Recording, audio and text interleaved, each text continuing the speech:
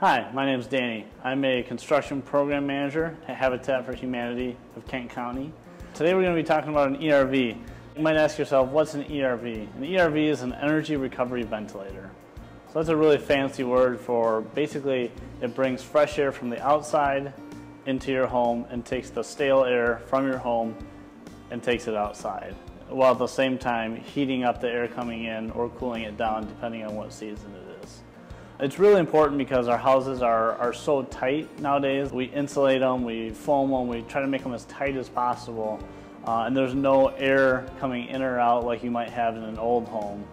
So it's important to get that fresh air inside the house and helping have a healthy home and keeping your family healthy too.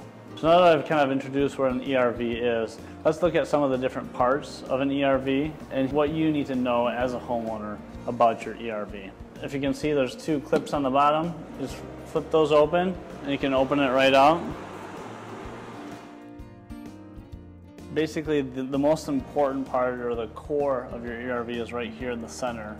And that's what takes the warm air from inside and heats up the cold air coming in, or if it's the summertime, cools down the warm air going out. Here, if you can tell, this orange and white things, these are the filters. So as a homeowner, this is one of the biggest maintenance items right here.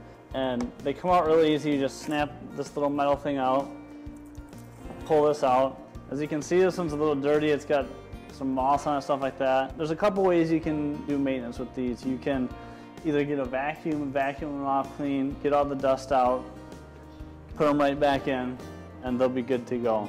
These are available in stores.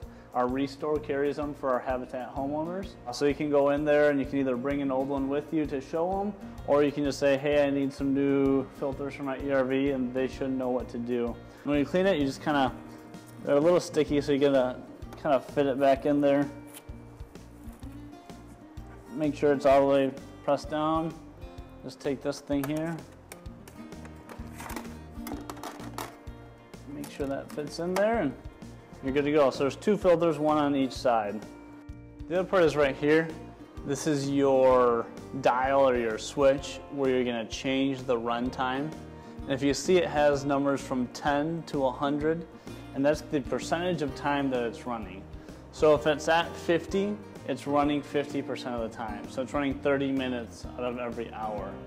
Usually depending on the house size, how many people are living in the house, how many pets you have, that's adjusted with a formula that we have to figure out what the percentage needs to be for your house. So usually you're not going to touch that. Just make sure you see what it is, so in case your power ever goes out and it doesn't set back, you know what to set it to. Just make sure it's always plugged in. Try not to plug anything else into here. I've seen people plug freezers and stuff like that. You don't want to overload this circuit. This is really the lungs of your house, and without this, it's just your house is not going to last as long. You're going to have issues with your house, and then you could very well be putting your family at risk. On the outside of the house, there are two vent covers, and those are very important to keep clean. So that's just a general rule. All of your pipes, your exhausts that are around the house are clean.